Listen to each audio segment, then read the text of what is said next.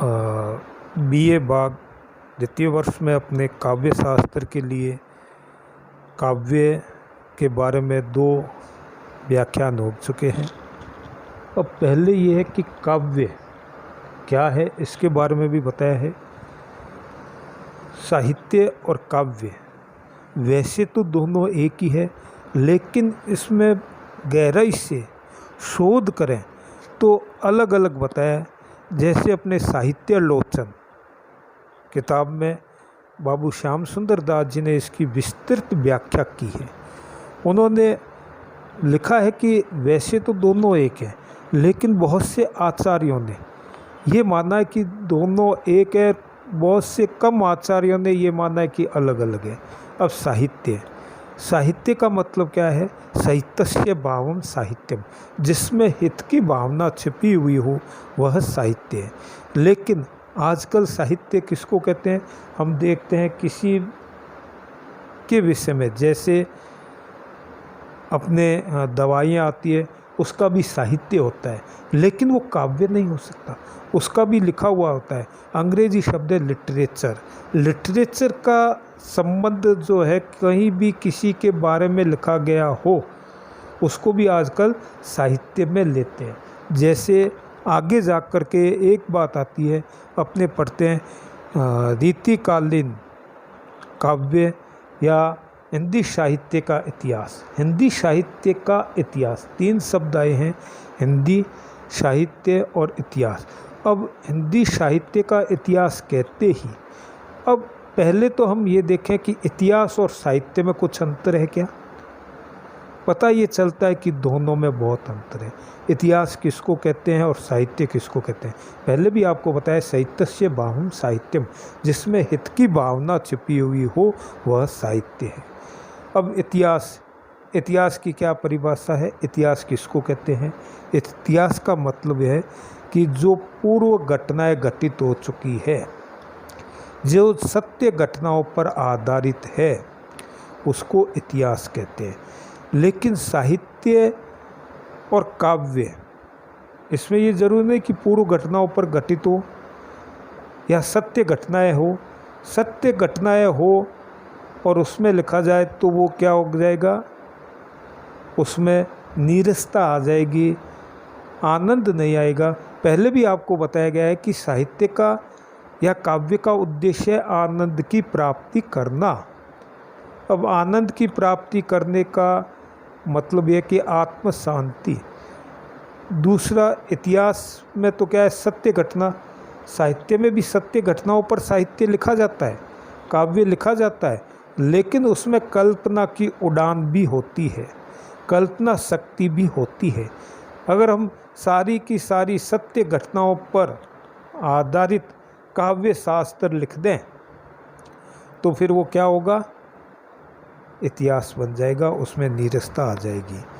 जैसे अपने पहला ही पाठ्यक्रम में पाठ में आपके केशव दास, केशव को कठिन काव्य का प्रेत कहते हैं कुछ लोग। कुछ कहते हैं कि केशव को हृदयहीन कवि है, कुछ कहते हैं कि केशव ने अलंकारों के चक्कर में अपनी कविता को बिगाड़ा। तो साहित्य और काव्य में ये जरूरी नहीं कि वो सही घटनाओं का वर्णन करे। कल्पना की उड़ान, केशव के लिए अगर गहराई से अध्ययन करें तो ये सारी बातें निरर्थक हो जाएगी, जो आपको मैं बाद में इसकी विस्तार से व्याख्या करूँगा। केशव पर जब अध्ययन करेंगे उस समय इसकी विस्तार से व्याख्या करेंगे।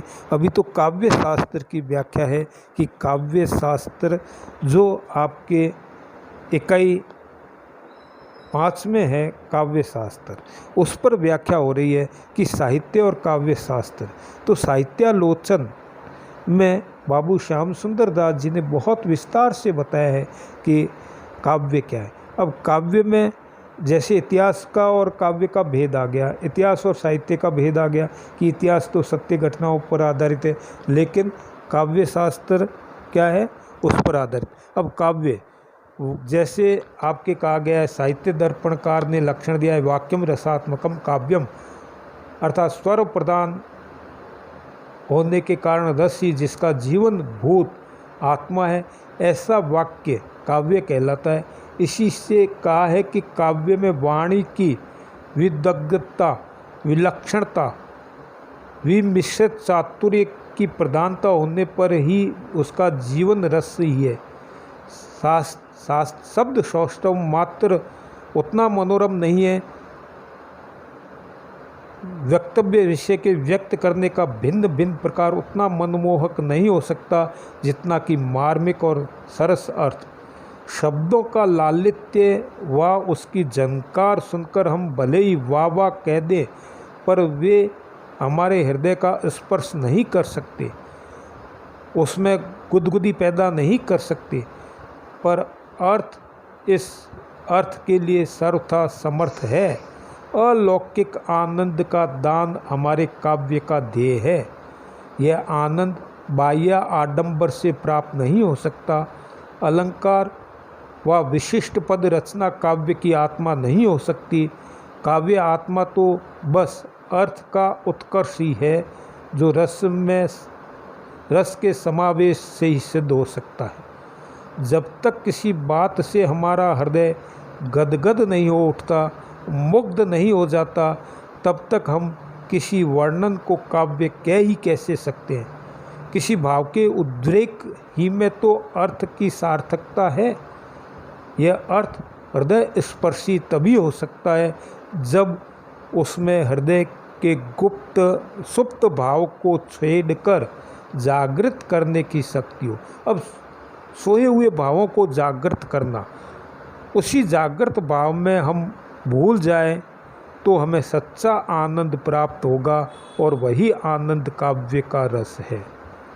अब जैसे जागृत भाव, हमारे हृदय में भाव तो बहुत आते हैं, काव्य की रचना करते हैं, काव्य आनंद।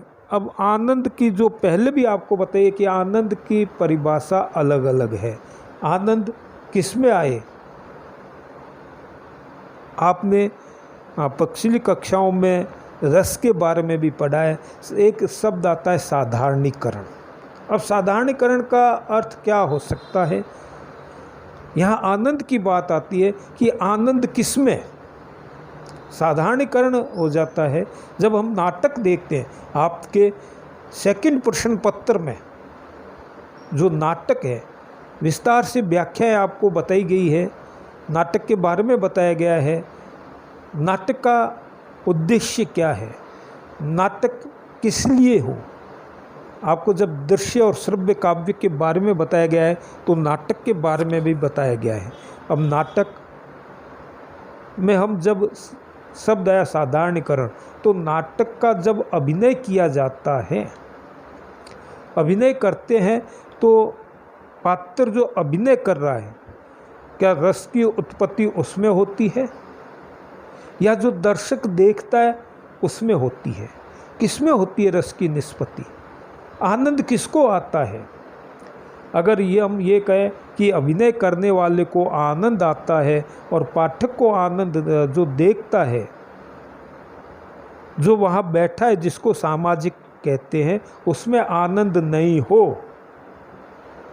तो फिर वो नाटक का कोई उद्देश्य नहीं है। और अगर हम ये कहें कि जो दर्शक है उनमें ही आनंद आ रहा है और करने वाले में आनंद नहीं आ रहा है, अभिनय करने वाले में आनंद नहीं है, तो भी बात गलत होगी। तो विद्वानों ने ये कहा है कि साधारणीकरण हो जाता है। अब साधारणीकरण का मतलब, अगर अभिनय करने वाला अभिनय में नहीं डूबेगा, आनंद नहीं आएगा, तो वह नाटक भी सफल नाटक नहीं होगा। और उसी प्रकार दर्शक भी उसमें नहीं डूबेगा तो उसमें भी आनंद नहीं आएगा। ऐसा एक उदाहरण आता है। एक बार कुछ कहते हैं ये दर्शक, एक रामलीला चल रही थी और उसमें सीता हरण का दृश्य था। रावण सीता हरण को लेकर के जा रहा था और एक दर्शक ने अपना जूता उतार करके उस पर, रावण पर जोर से मारा, जूता लगा, रामलीला समाप्त हुई। जो रावण का अभिनय कर रहा था उसने आकर के कहा कि आज मुझे प्रमाण पत्र मिला है, ये जिसका जूता है वो आकर के मंच से ले जाए। और उसमें ये भी है कि अच्छा दर्शक कौन। उन्होंने कहा कि आज दोनों की परीक्षा हो गई, दोनों में ये हो गया कि अच्छा दर्शक और अच्छा अभिनय किसने किया। अभिनय करना, नाटक में अभिनय ही तो प्रधान होता है। और उसने ये कहा कि मैंने इतना अच्छा अभिनय किया कि जिससे क्या हुआ कि दर्शक ये भूल चुका कि मैं जो सीता का हरण कर रहा है वो रावण नहीं है, और जो सीता बने हुए हैं, जो पात्र है वो सीता नहीं है। लेकिन एक भावावेश में एक साधारणीकरण हो गया दोनों का, और वो भूल गया कि मैं कहाँ बैठा हूँ और क्या कर रहा हूँ।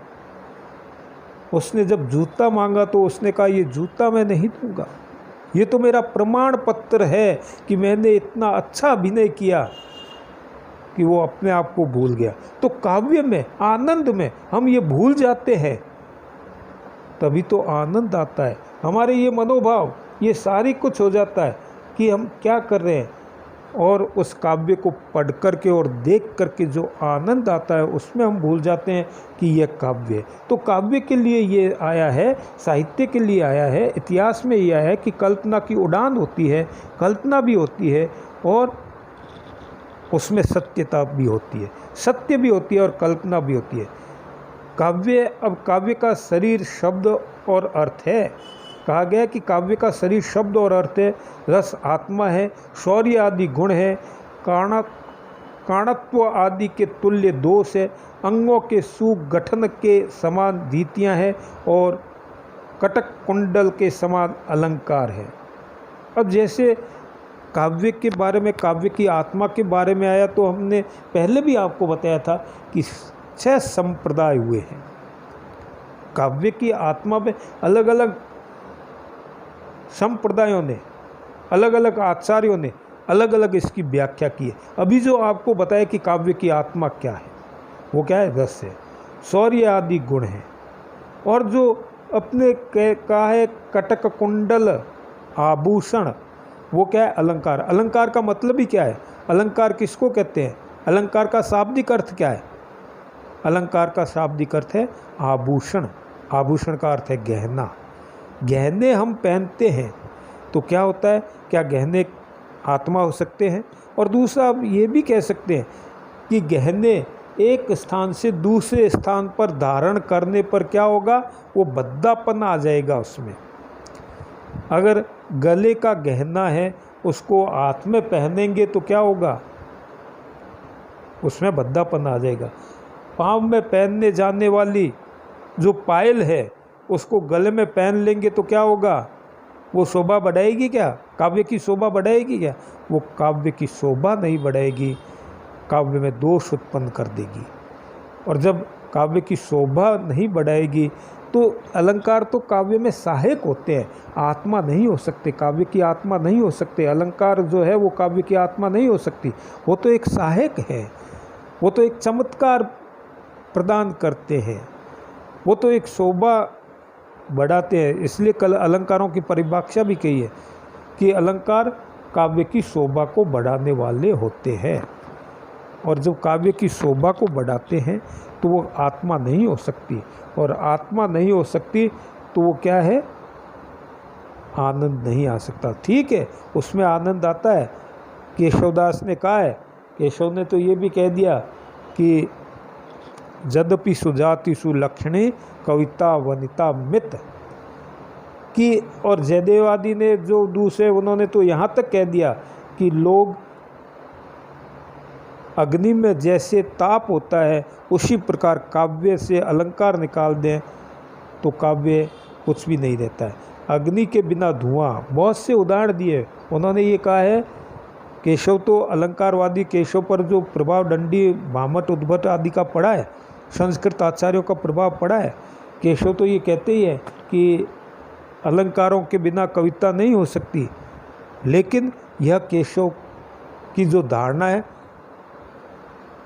वो ठीक नहीं है कि अगर मान लो किसी मर्त महिला को आभूषण पहना दे। पहले भी आपको बताया गया है, इसके बारे में पहले भी बताया गया है कि मर्द, आपको पिछली कक्षा में भी ये समझाया गया है कि अलंकार है, आभूषण है, गहने हैं, वो मर्द महिला को पहना दें तो वो जीवित नहीं हो सकती, वो आत्मा नहीं हो सकती, वो शोभा बढ़ा सकती है। और कालिदास ने अभिज्ञान शाकुंतलम में एक जगह वर्णन किया है, एक जगह कहा है कि सुंदरता को आभूषणों की आवश्यकता नहीं होती है, स्पष्ट कहा है उसने। जब शकुंतला का वर्णन किया है तो कहा है, हे शकुंतले, तुम्हें आभूषणों की आवश्यकता नहीं है, क्योंकि जो सुंदर वस्तु होती है, जो सुंदरता होती है, उसमें आभूषण की आवश्यकता नहीं है।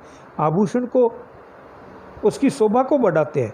इसलिए कहा गया है कि काव्य की जो बात कही है, काव्य के जो बताया कि काव्य और इतिहास, अब काव्य पढ़ करके हम क्या करते हैं, अगर देखो कि काव्य पढ़ करके हम चारों पदार्थ प्राप्त कर सकते हैं, धर्म, अर्थ, काम, मोक्ष, काव्य के द्वारा ही। अब प्राचीन काव्य क्या है, हम किससे शुरू करें, ऋग्वेद से। वेद भी हमारे काव्य ही है, काव्य वेदों में भी मिलता है। वेदों में भी जैसे ऋग्वेद का पहले अग्नि मीले प्रोहितम पहला ही आया है, पहले में ही आनंद आता है, और वेदों के द्वारा सारी बातें बताई गई है, वेद ही काव्य। और उसके बाद में हम इस परंपरा में चले तो रामायण, महाभारत, रघुवंश, कालिदास आदि के बहुत से ऐसे सुंदर काव्य बनाए हुए हैं, जो हिंदी में भी इसकी परंपरा में हम आगे बढ़ते हैं।